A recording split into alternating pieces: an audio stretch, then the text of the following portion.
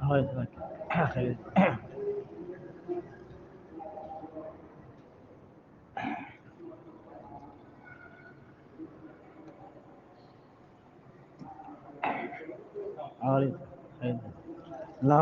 ونصلي على رسوله الكريم اما بعد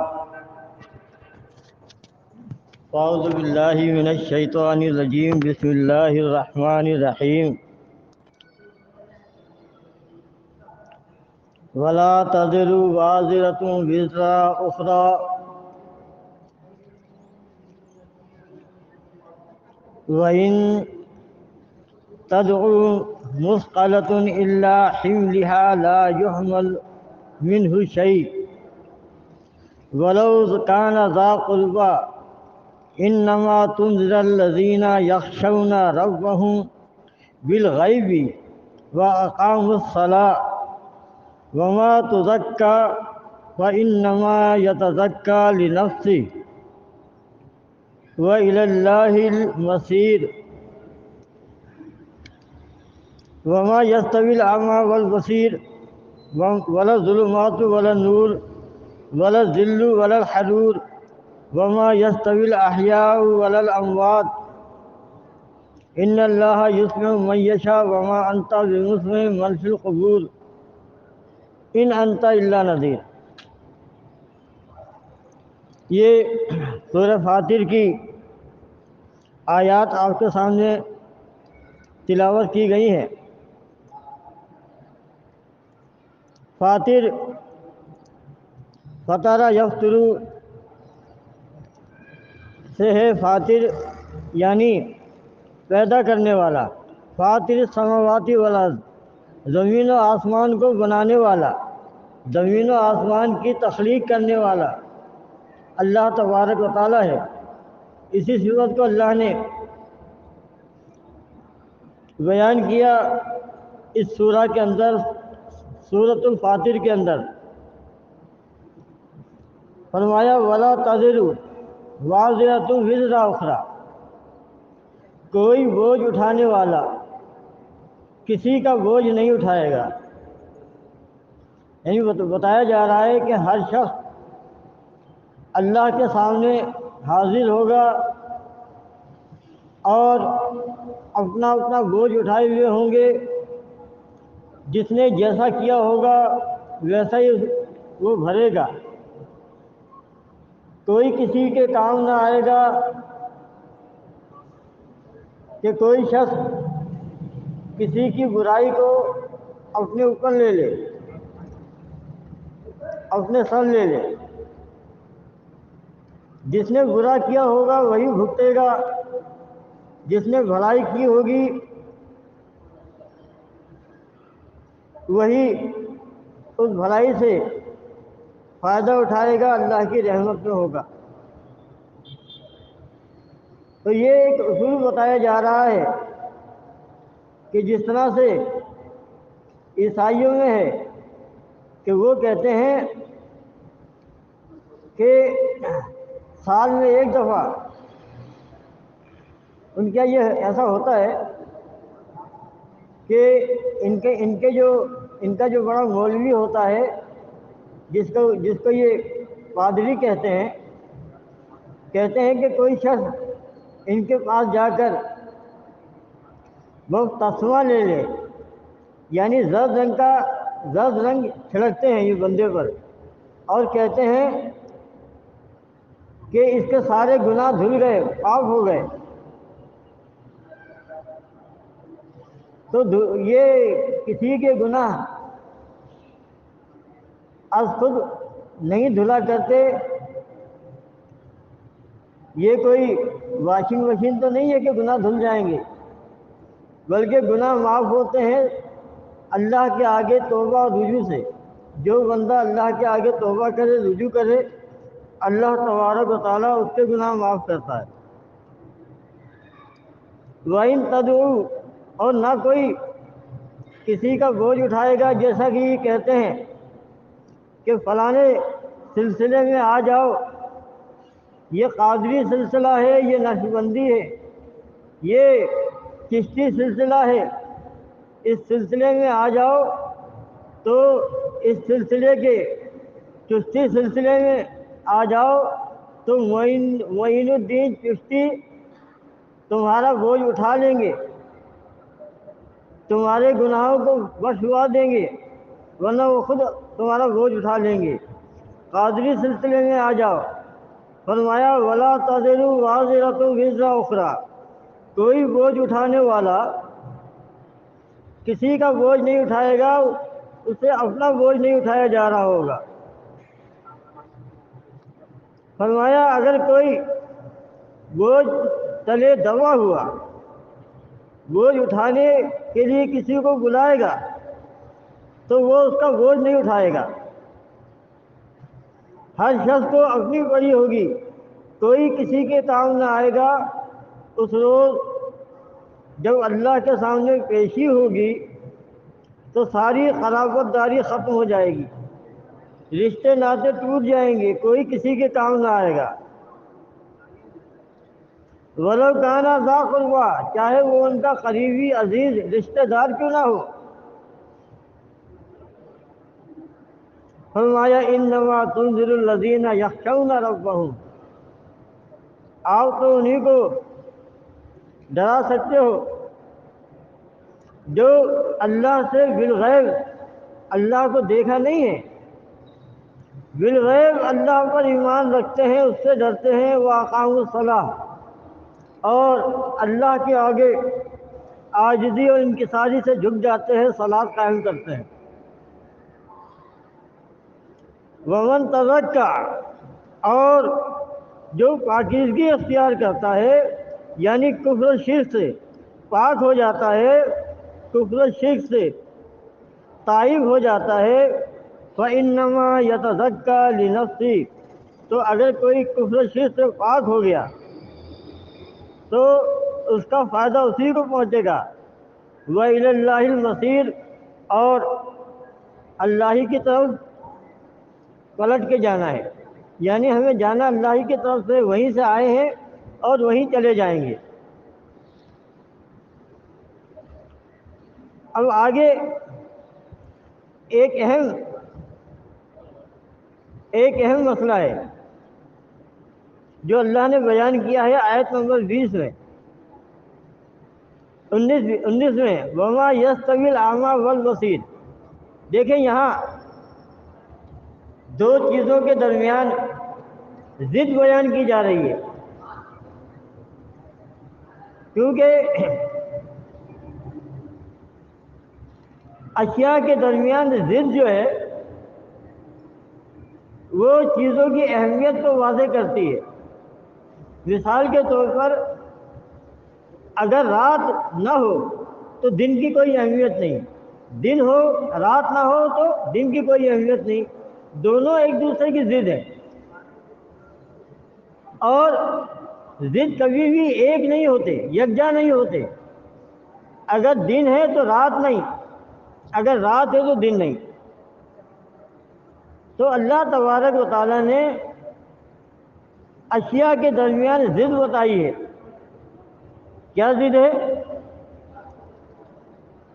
فرمایا وما یستوی الاعمی والبصیر، اندھے اور دیکھنے والے دونوں برابر نہیں، دونوں میں فرق ہے۔ آنکھ والا کسی کا محتاج نہیں، چلا جا رہا ہے، راستہ نظر آ رہا ہے، لیکن اندھا وہ بغیر سہارے چل نہیں سکتا، راستہ نہیں ڈھونڈ سکتا، دیکھ نہیں سکتا۔ فرمایا دونوں برابر نہیں ہے، دونوں میں بڑا فرق ہے۔ یعنی بندہ اگر آنکھ والا ہے تو اس کو اندھا نہیں کہا جائے گا، اور اگر دیکھنے والا ہے تو پھر وہ اندھا نہیں ہے، یعنی دونوں ایک جگہ جمع نہیں ہو سکتے۔ ولا الظلمات ولا النور، فرمایا اسی طرح سے ظلمات کہتے تاریکی کو، اندھیرے کو۔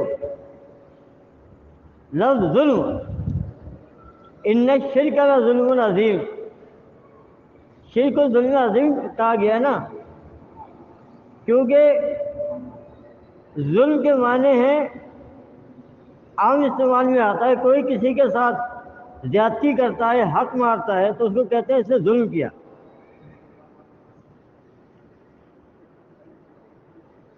تو شرک کو اللہ نے ظلم قرار دیا، ظلم عظیم، یعنی شرک کرنے والا اللہ کے معاملے میں انصاف سے کام نہیں لیتا، بے انصافی کرتا ہے، اللہ کے معاملے میں عدل سے کام نہیں لیتا،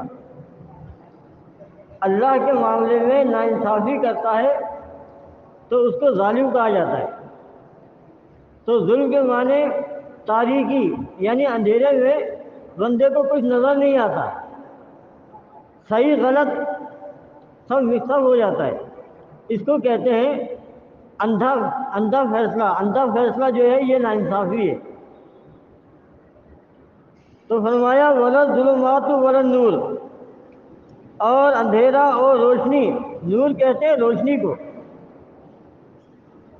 سورج میں جو روشنی ہے یہ نور ہے، چاند میں جو روشنی ہے یہ نور ہے۔ فرمایا اور اندھیرا اور روشنی برابر نہیں۔ ولا الظل ولا الحرور، اور ظل کہتے ہیں سائے کو،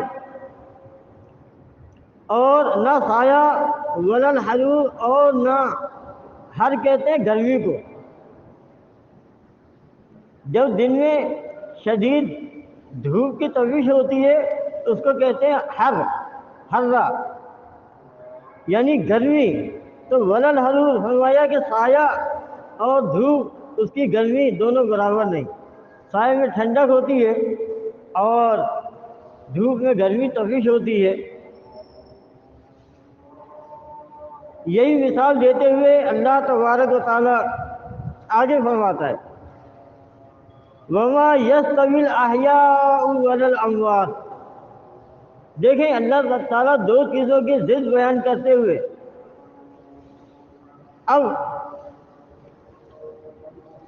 یہ بات بیان کی کہ وَمَا يَسْتَوِي، یستوی سوا سے ہے جس کے معنی ہوتے برابر۔ وَمَا يَسْتَوِي، اور برابر نہیں، الْأَحْيَاءُ، وہ جو زندہ ہیں، چل پھر رہے ہیں، دیکھ رہے ہیں، سانس لے رہے ہیں، دوڑ بھاگ رہے ہیں، ان میں عقل بھی ہے، شعور بھی ہے، اچھے برے کی تمیز بھی ہے انہیں۔ تو اللہ فرماتا ہے کہ وَمَا يَسْتَوِي الْأَحْيَاءُ، اور برابر نہیں الْأَحْيَاء، جو زندہ ہیں، جو سانس لے رہے ہیں، جو زندگی گزار رہے ہیں، جن میں شعور ہے، عقل ہے، سمجھ ہے، سب کچھ ہے، وَلَا الْأَمْوَاتُ، اور مردے جن میں نہ عقل ہے، نہ شعور ہے، نہ زندگی ہے، نہ سانس ہے۔ دیکھیں یہ دونوں ضد ہیں، یعنی جو صفات زندوں میں ہے وہ مردوں میں نہیں ہوتی، اور جو صفات مردوں کی ہے وہ زندہ میں نہیں ہوگی، دونوں برابر نہیں۔ انسان یا تو زندہ ہے یا مر گیا، مردہ ہے۔ تو اللہ نے مثال دی ہے وَمَا يَسْتَوِي الْأَحْيَاءُ وَلَا الْأَمْوَاتُ، زندہ اور مردہ برابر نہیں۔ آپ دیکھیں ہر بندہ جانتا ہے، سمجھتا ہے اس بات کو، یہ وہ فرق ہے جو ہر بندہ دیکھتا ہے۔ یعنی ایک گاؤں دیہات کا، صحرا کا رہنے والا، اس کو یہ معلوم ہے کہ سایہ کسے کہتے ہیں، دھوپ کسے کہتے ہیں، وہ جانتا ہے کہ روشنی کسے کہتے ہیں، اندھیرا کسے کہتے ہیں، وہ جانتا ہے کہ زندہ کون ہوتا ہے، مردہ کون ہوتا ہے۔ اس کو اتنی تمیز ہے کہ مٹی کے اندر کس کو دفن کیا جاتا ہے، زندہ کو یا مردہ کو، جانتا ہے۔ کوئی ایسا شخص نہیں ہے جس کو یہ تمیز نہ ہو۔ اگر کسی کے اندر یہ تمیز نہیں ہے تو یہ سمجھ لے کہ وہ فاقد العقل ہے، وہ کوئی پاگل ہے، دیوانہ ہے، باولا ہے، ورنہ یہ ہو نہیں سکتا کہ کوئی عقل مند، سمجھ بوجھ رکھنے والا اس کو زندہ اور مردہ کی تمیز نہ ہو، فرق کرنا نہ جانتا ہو، اس کو نہیں معلوم کہ سایہ اور دھوپ کیا ہوتا ہے، اس کو نہیں معلوم کہ اندھا اور آنکھ والے میں کیا فرق ہے، ایسا ممکن نہیں ہے۔ یعنی اللہ نے مثال دی ہے، دو اشیاء کے درمیان ضد بیان کی ہے، اور ایسی ضد کہ جس کا کوئی انکار کر نہیں سکتا۔ لیکن آپ دیکھیں، انسان جب کسی کا اندھا مقلد بن جاتا ہے، مقلد کسے کہتے ہیں؟ مقلد کہتے ہیں کہ وہ شخص جو کسی کی غلامی کا پٹا اپنی گردن میں ڈال لیتا ہے۔ لفظ مقلد قلادہ سے، قلادہ کہتے ہیں پٹے کو۔ تو عربوں کے اندر جانوروں کے گلے میں پٹا ڈالا جاتا ہے اس کو کنٹرول کرنے کے لیے، اور غلاموں کی گردنوں میں بھی پٹا ڈالا جاتا تھا۔ اس کو کہتے ہیں قلادہ۔ قلادہ سے بنا تقلید، یعنی جب بندہ کسی کا اندھا مقلد بن جائے کہ جو وہ کہے وہی حق ہے، جو اس کے منہ سے نکل جائے وہی سچ ہے، اس کو کہتے ہیں اندھی تقلید۔ یعنی ایسا شخص اس نے در حقیقت اس شخص کی غلامی کا پٹا اپنی گردن میں ڈال دیا، جو اس کی ہر بات کو مانتا ہے، چاہے صحیح ہو یا غلط، کبھی سوچتا نہیں ہے، غور نہیں کرتا، عقل سے کام نہیں لیتا۔ تو لفظ تقلید جو ہے، یہ لفظ بنا ہے کسی کی غلامی اختیار کرنا۔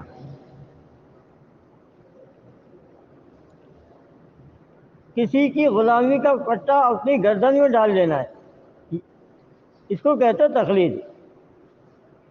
اور کوئی اہل ایمان کسی کا بھی اندھا مقلد نہیں ہوتا، وہ تقلید نہیں کرتا، مگر اللہ کے احکامات کی، قرآن و سنت کی احکامات کے اوپر عمل کرتا ہے، اسی کو دین سمجھتا ہے۔ تو اللہ نے مثال دی ہے کہ زندہ اور مردہ دونوں برابر نہیں۔ جب برابر نہیں تو اس کا مطلب یہ ہے کہ زندہ سانس لیتا ہے، مردہ برابر نہیں، سانس نہیں لیتا۔ زندہ آنکھوں سے دیکھتا ہے، مردہ نہیں دیکھ سکتا، اس لیے کہ مردہ دونوں برابر نہیں۔ زندہ انسان کانوں سے سنتا ہے، لیکن مردہ کان سے سن نہیں سکتا، اس لیے کہ مردہ ہے۔ دیکھیں دونوں میں فرق چل رہا ہے۔ اب دونوں کی باڈی، ایک گھر میں ایک بندہ، دو افراد ہیں، ایک مر گیا ایک زندہ ہے۔ جو مر گیا اب اس کی باڈی کے اندر تغیرات شروع ہو گئے، اس کی باڈی گلنا سڑنا شروع ہو جاتی ہے، لیکن جو زندہ وہ ویسے ہی تر و تازہ۔ ہر لحاظ سے دیکھیں، جو مر گیا ہے آپ اس کو اٹھائیں نہیں اٹھے گا، جو زندہ ہے وہ اٹھ جائے گا۔ جو مر گیا ہے اس کے اندر کوئی حرارت نہیں، جو زندہ ہے اس کے اندر حرارت ہے، سانس بھی لے رہا ہے۔ کتنا بڑا فرق ہے۔ ایک بچہ ہے نا، چھوٹا بچہ، وہ بھی پہچان لے گا کہ زندہ کون ہے مردہ کون ہے۔ کبھی آزما کے دیکھ لیں کہ کسی جگہ ایک لاش پڑی ہے اور زندہ انسان بھی وہاں پر ہے، پوچھو اس میں زندہ کون ہے بتا دے گا، بچے بھی جانتے ہیں۔ تو اللہ تعالیٰ نے یہ ایسی مثال دی ہے کہ جس کی تمیز اور شعور نابالغ بچے بھی رکھتے ہیں، جانتے ہیں کہ اندھا اور آنکھ والا برابر نہیں، زندہ اور مردہ برابر نہیں۔ آگے اللہ تبارک و تعالیٰ فرماتا ہے ان اللہ یسمع من یشاء، بے شک اللہ جسے چاہے سنا دیتا ہے، سنا سکتا ہے۔ یہاں پر اللہ کی قدرت کا ذکر ہو رہا ہے۔ دیکھیں اللہ کی قدرت، مشیت اور اللہ کا قانون، دونوں میں تھوڑا سا فرق ہے۔ قدرت یہ ہے کہ اللہ جس کو چاہے سنا دے، پتھر کو سنا دے، درخت کو، لکڑی کو، بے جان کو، یہ قدرت ہے۔ لیکن قانون کیا ہے؟ وما انت بمسمع من فی القبور، فرمایا اے نبی تم انہیں نہیں سنا سکتے جو قبروں میں ہیں۔ تو قانون کیا ہے؟ نہ سنانے کا۔ اللہ نے جتنے قانون بنائے ہیں نا، تو ان میں قدرت بھی ہے۔ ہم اکثر بیان کرتے ہیں ماں اور باپ سے بچہ پیدا ہوتا ہے، یہ قانون ہے۔ قدرت کیا ہے؟ بغیر باپ کے بچہ پیدا ہو جائے، اس کو کہتے ہیں قدرت۔ اچھا، ہم کیسے؟ ہمارا اللہ کی قدرت پر ایمان ہے، لیکن ہم فالو کرتے ہیں، زندگی گزارتے ہیں قانون کے اوپر، قانون کے اوپر زندگی گزارتے ہیں۔ قانون کیا ہے؟ مردے نہیں سنتے، یہی عقیدہ ہے۔ قدرت یہ تو ایک استثنائی معاملہ ہے نا۔ اللہ تعالیٰ ہر شے پہ قدرت رکھتا ہے، ان اللہ علی کل شیء قدیر۔ کیا اللہ اس پہ قدرت نہیں رکھتا کہ نبی کی نبوت کے بعد کوئی اور نبی پیدا کر دے؟ قدرت ہے لیکن قانون نہیں ہے۔ قدرت ہے، قانون نہیں ہے۔ ہم کس کو فالو کرتے ہیں؟ قانون کو۔ قدرت پہ ایمان رکھتے ہیں، ہمارا اس پر ایمان ہے کہ اللہ جو چاہے کر سکتا ہے، لیکن ایمان ہمارا اللہ قانون کے اوپر ہوتا ہے، اور اللہ کی طرف کسی بری شے کو منسوخ نہیں کیا جاتا۔ اور اللہ تعالیٰ شر میں راضی نہیں ہے، خیر میں راضی ہے۔ کہ اللہ تعالیٰ جو ہے راضی ہے اپنے بندے سے خیر میں، شر میں راضی نہیں ہے۔ شر کیا؟ شیطانی کام۔ اللہ نے مہلت دی ہے لیکن اس کی رضا نہیں ہے۔ یہ جو لوگ قتل و غارت گری کرتے ہیں، شر ہے نا یہ۔ اگر اللہ کی مشیت نہ ہو، مہلت نہ ہو، تو اللہ ان کو فنا کر دے۔ دنیا میں کروڑوں کے حساب سے عیسائی شرک کرتے ہیں نا، اللہ چاہے تو فنا کر دے، لیکن اللہ کی مشیت ہے کہ اللہ نے مہلت دی ہے۔ لیکن اللہ راضی جو ہے خیر میں ہے، توحید میں ہے، شرک میں نہیں ہے۔ تو ان اللہ یسمع من یشاء، یہ قدرت ہے، قانون نہیں ہے۔ قانون کیا ہے؟ وما انت بمسمع من فی القبور، یہ قانون ہے۔ اس قانون کے تحت ہر مردہ نہیں سنتا، سوائے اس کے کہ جس کی تصدیق خود اللہ تعالیٰ کرے یا کوئی نبی کرے۔ کوئی انسان نہیں کر سکتا کہ جی فلاں مردہ سنتا ہے۔ استثناء ہو سکتا ہے، لیکن استثناء کی خبر کون دے گا؟ اب نہ تو وہی نازل ہوگی، نہ قرآن، نہ نبی آئے گا جو ہمیں بتائے گا کہ جی فلاں مردہ سنتا ہے۔ جیسے قریب بدر کا واقعہ ہے کہ اللہ کے نبی نے بدر کے کفار کو سنایا، تو اللہ کے نبی نے سنایا، اللہ کے نبی نے بتایا، اور یہ تصدیق ہو گئی کہ ہاں جی یہ اللہ کی قدرت ہے۔ لیکن آج اگر کوئی دعویٰ کرے کہ فلاں پیر فلاں مزار میں پڑا ہوا لاشا سنتا ہے، ہم اس کی تصدیق نہیں کریں گے، اس کو رد کریں گے، بلکہ یہ کہیں گے کہ یہ اللہ کے قانون کے خلاف ہے۔ قانون یہ ہے کہ مردہ نہیں سنتا۔ جو یہ کہے مردہ سنتا ہے وہ اللہ کی کتاب کا کافر ہے، تو قانون کا انکاری ہے۔ دیکھیں بڑی سمپل سی بات ہے نا۔ آپ جج ہیں، آپ کے پاس کیس آتا ہے کہ بھئی یہ خاتون ہے، ان کے پیٹ میں جو بچہ ہے یہ اللہ کی قدرت سے، آپ جج ہیں، آپ مان لیں گے اس کو؟ نہیں مانیں گے، بلکہ آپ قانون کے مطابق فیصلہ کریں گے۔ کہ بغیر مرد اور عورت کے ملاپ سے بچہ نہیں ہوتا. قانون ہے یہ نا، قانون پہ فیصلہ ہوگا، قدرت پہ نہیں ہوگا. تو جج کو نہیں معلوم، جج کے اوپر وہی نہیں آتی، جج کے اوپر وہی نہیں آتی. جج نبی نہیں ہے جو بتا دے گا یہ اللہ کی قدرت سے ہوا. جج جو فیصلہ کرے گا قانون پر، ہم بھی فیصلہ کریں گے قانون کے اوپر.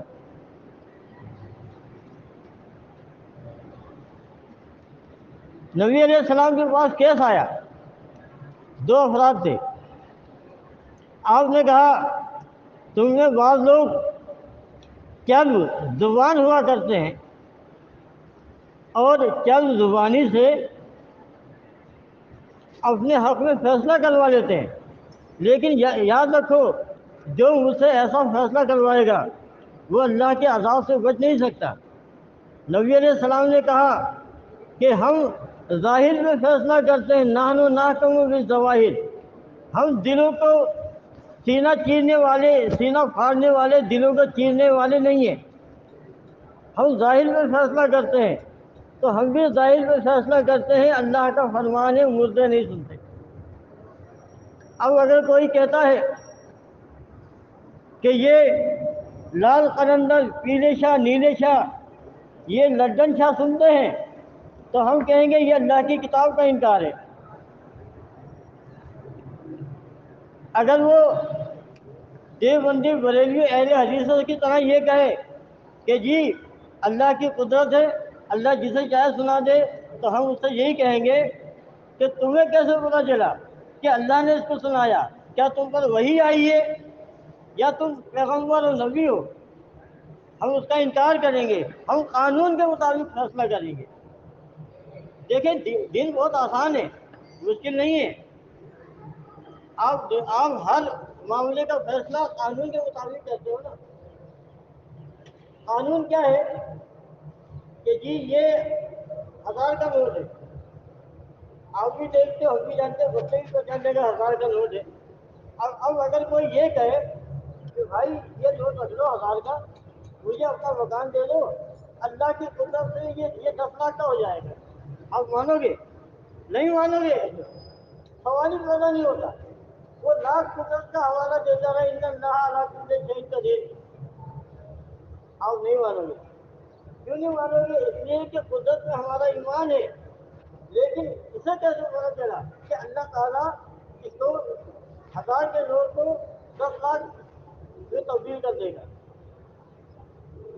اس کو کیسے پتا چلا؟ کیا اللہ کی وحی آئی ہے یا قرآن نازل ہوا ہے یا پھر یہ نبی ہے؟ تو دیکھیں اگر بندہ اس اصول کے تحت چلے گا تو ہر معاملے میں کبھی دھوکہ نہیں کھائے گا. لوگ دھوکہ کیوں کھاتے ہیں؟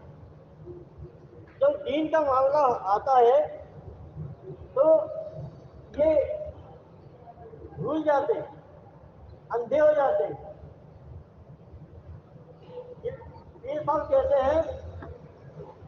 ادھر فائدے میں کیس ہوا تھا، پیر صاحب آئے اور کہنے لگے کہ لاؤ اپنے زیورات، تمہارے زیور ڈبل ہو جائیں گے، میں ایسا عمل کروں گا. تو اللہ کی قدرت سے اس کو لا کے دے دیا.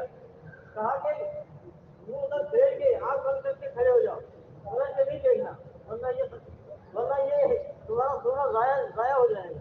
تو کھڑے ہو گئے، کافی دیر ہو گئی. انہوں نے کہا واجرہ کیا ہے؟ یہ صاحب روزی دے رہے سورج سے دے رہے، یہ صاحب غائب. یہ دھوکہ کیوں کھایا؟ اس لیے کہ ان کا عقیدہ خراب ہے. دنیاوی معاملات تو چالاک ہے، لیکن جو دین کا معاملہ آیا تو انہوں نے کہا کہ ہاں اللہ کی قدرت سے ہو جائے گا. سوال یہ پیدا ہوتا ہے پیر صاحب کو کیسے معلوم ہوا کہ پیر صاحب کے اوپر وہی آئی تھی کہ اللہ تعالیٰ اس کی قدرت سے اس کو ڈبل کر دے گا؟ تو دیکھیں اللہ کی قدرت سے کوئی انکار نہیں کرتا، مگر کسی کلندر اور ملک کو کیسے پتا چل جاتا ہے کہ اللہ تعالیٰ ایسا کر دے گا؟ کیا وہ نبی ہے یا وہی آتی ہے؟ تو دیکھیں وہی کا سلسلہ ختم، نبوت ختم. اب کوئی کتاب نہیں آئے گی. اب جو کچھ آ چکا ہے اسی کے مطابق ہم فیصلہ کریں گے، اپنا عقیدہ بنائیں گے اور اسی ہدایت کے مطابق زندگی گزاریں گے. کوئی لاکھ ہم کتنا رہے مر جائیں دیکھیں گے کہ اللہ چاہے تو سنا سکتا ہے، لیکن ہم یہ کہیں گے کہ نہیں مردے نہیں،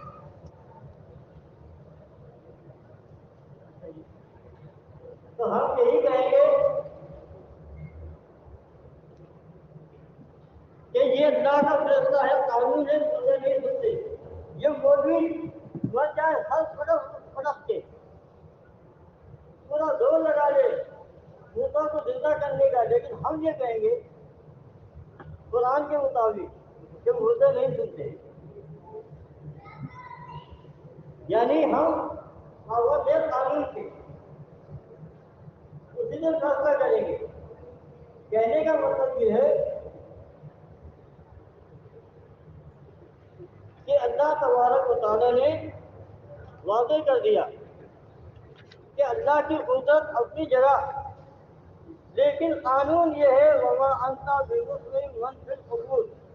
آپ دیکھیں اسی بات کے اوپر جب اللہ کے نبی نے خلیج بدر کے کفار سے خطاب کیا، خلیج بدر کے کفار سے خطاب کیا، انہیں بلایا، انہوں نے کہا کہ اے اللہ کے رسول آپ ایسے جسموں میں کلام کرتے ہیں جو رسول نہیں ہے، لیکن انہوں نے قانون نہیں کیا، اللہ کا قانون یہ ہے۔ نبی نے کہا کہ اے عمر تم اس وقت سے زیادہ ہونے والے نہیں۔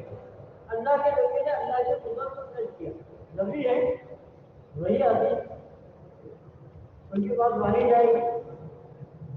عائشہ رضی اللہ عنہ کے سامنے یہ بات آئی تو انہوں نے اس بات کے ساتھ مقابلے میں اللہ کے قانون کو پیش کیا، کہا کہ قرآن میں یہ کہتا ہے کہ مردوں کو نہیں سنا سکتے، مردے نہیں سنتے۔ عائشہ رضی اللہ عنہ نے قانون کے اوپر فیصلہ دیا، اور جو حدیث کی مردوں کو سنانے کی اس کی تعریف کی کہ سنانے سے مراد علم ہے، یعنی وہ کفار مرنے کے بعد جان گئے ہوں گے کہ وہ جھوٹے تھے، اللہ کا نبی سچا تھا۔ تو معلوم یہ ہوا کہ کوئی بھی روایت اگر اس کے الفاظ مظاہر قرآن کے حدود کے خلاف ہو تو اس کی تعریف کی جائے، اور جگہ یہ طریقہ تمام صحابہ کا تھا اور وہ اسی پہ عمل کیا کرتے تھے۔ مثال کے طور پر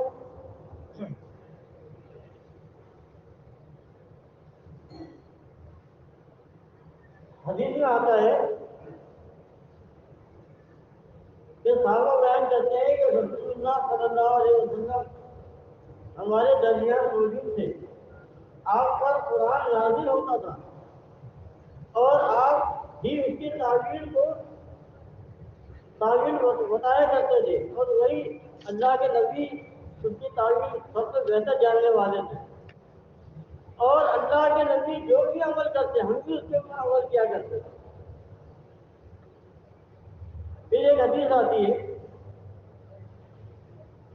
کہ مبشر بیان کرتی ہیں ایک دن نبی علیہ السلام نے ام المومنین حفصہ رضی اللہ عنہ کے سامنے فرمایا، کیا کہا کہ اللہ نے چاہا تو حدیبیہ میں درخت کے نیچے بیعت کرنے والوں میں سے کوئی بھی جہنم میں نہیں جائے۔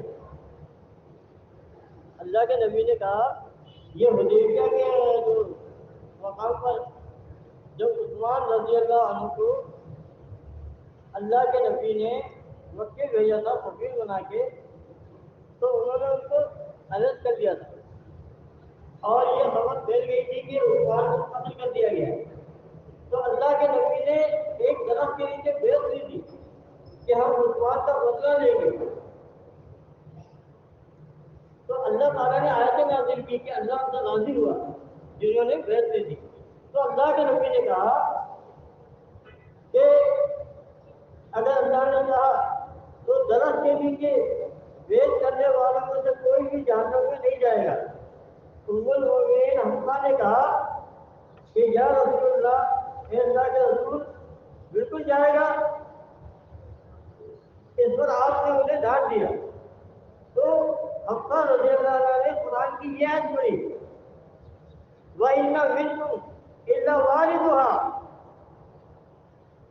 كَانَ عَلَى رَبِّكَ حتماً مقضیًّا، سورہ مریم میں۔ تو کہ تم میں سے ہر شخص جہنم میں وارد ہوگا، یہ تمہارے رب کا حتماً مقضیًا حتمی فیصلہ ہے۔ تو یہ انہوں نے دلیل دی، حفصہ رضی اللہ عنہ نے نبی کی حدیث کے اوپر یہ دلیل دی۔ صحابہ کرام حدیث کے جواب میں قرآن پیش کرتے تھے، میرے مطالعہ جا رہا۔ اب نبی کی بات نہیں ہے، اللہ کے نبی نے انہوں نے جواب دیا کہ اے حفصہ اگلی آیت پڑھو۔ اگلی آیت میں آتا ثم ننجي الذين اتقوا ونذر الظالمين۔ اللہ تعالیٰ کو یہ فرما رہا ہے کہ جو اللہ سے ڈرنے والے ہیں اللہ انہیں نجات دے دے گا، اور جو ظالم ہیں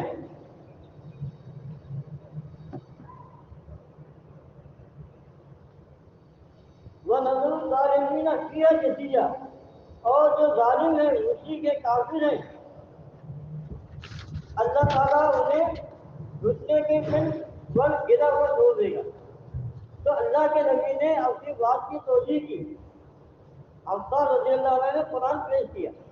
تو دیکھیں بات یہ ہے کہ صحابہ کرام اگر کوئی بات سمجھ میں نہیں آتی تھی تو قرآن سے دلیل دیا کرتے تھے۔ عائشہ رضی اللہ عنہ نے قرآن کی دلیل دی کہ مردے نہیں سنتے۔ اسی طرح سے اور بھی واقعات آتے ہیں وہ پھر بیان کریں گے۔ عائشہ رضی اللہ عنہ کہتی ہے ایک موقع میں نبی نے فرمایا جس سے حساب لیا گیا اسے لازمی عذاب ہوگا۔ یہ اللہ کے نبی نے حدیث بیان کی کہ اللہ نے جس سے حساب لیا اسے لازمی طور پر عذاب ہوگا۔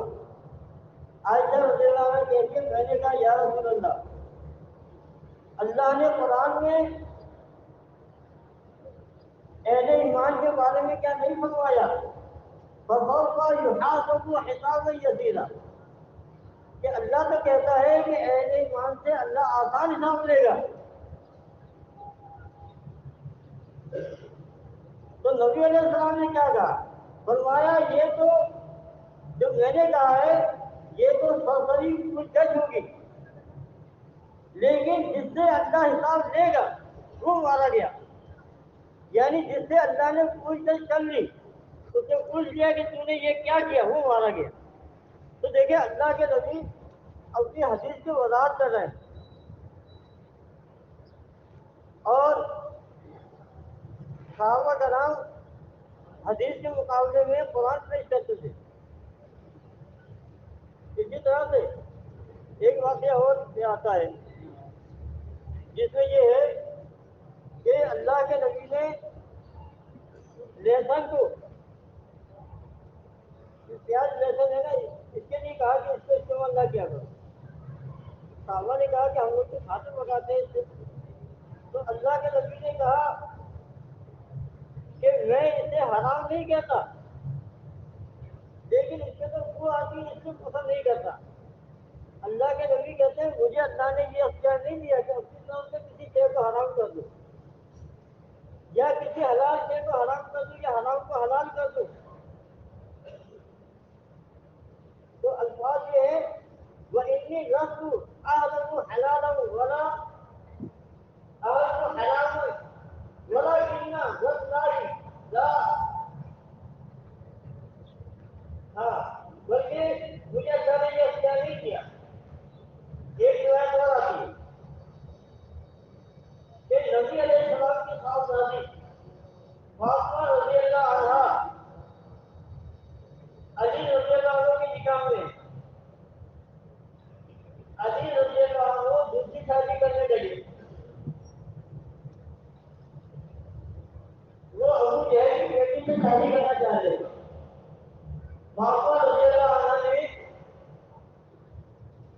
نبی علیہ السلام نے شکایت کی تو اللہ کے نبی نے خطبہ دیا اور کیا کہا وَإِنِّي لَمْ أَعْلَمْ حَلَالًا وَلَا أَعْلَمُ حَرَامًا کہ میں کسی حلال چیز کو حرام نہیں کر سکتا نہ حرام کو حلال کر سکتا ہوں ولیکن لیکن بات یہ ہے واللہ لا تجتمع فتنہ رسول اللہ و فتنہ عدو اللہ وکان واحد احدا لیکن یہ ممکن نہیں ہے ایک گھر کے اندر اللہ کے رسول کی بیٹی اور اللہ کے دشمن کی بیٹی جگہ ہو جائے کبھی یہ نہیں ہو سکتا تو اللہ کے نبی نے اس کو حرام حلال نہیں کیا لیکن کہا کہ یہ نہیں ہونے دوں گا تو معلوم یہ ہوا کہ نبی کو بھی یہ اختیار نہیں کہ اپنی مرضی سے کسی چیز کو حلال کرے یا حرام کرے یہ اختیار صرف اللہ کو ہے کہ اللہ تعالیٰ وہی کے ذریعے سے خود حرام کرنے کی چیزیں کو یا نبی کے ذریعے سے حرام کروائے لیکن یہ ہوگا اللہ کی طرف سے نبی کو بھی یہ اختیار نہیں ہے کہ وہ ایسا کر سکے تو آپ دیکھیں کہ قرآن حدیث میں بڑا واضح طور پر اس بات کو کلیئر کیا گیا ہے لیکن آج آپ دیکھیں حلال و حرام کے اندر اللہ کے قانون کو توڑا جاتا ہے اللہ کے فرمان کو نظر انداز کیا جاتا ہے اللہ کے فیصلے کے خلاف اپنا فیصلہ دیا جاتا ہے اللہ کہتا ہے کہ نبی کو موت آئے گی سب ایک دن مرنے والے ہیں اور یہ مشرک خبر پرست خبروں کی پجاری یہ کہتا ہے کہ نہیں مجھے زندہ ہے اللہ کے نبی خبر میں زندہ ہے تو مجھے بتائیے جب نبی اپنی طرف سے اللہ کے خلاف کسی چیز کو حلال کے حرام نہیں کر سکتا تو وہ بھی کون ہوتا ہے کہ اللہ کے فرمان کو ملتا ہے اللہ کے فیصلے کو ملتا ہے کسی کو اللہ نے اختیار نہیں دیا اللہ تبارک و تعالیٰ ہمیں اور آپ کو صحیح معنوں میں دین سمجھنے کی توفیق دے لیکن دین سمجھنا بہت ضروری ہے آپ کے ذرا سی دیر کو پروگرام کہا جاتا ہے کہاں سے کہاں نکل جاتا ہے تو دین کو سمجھنا بہت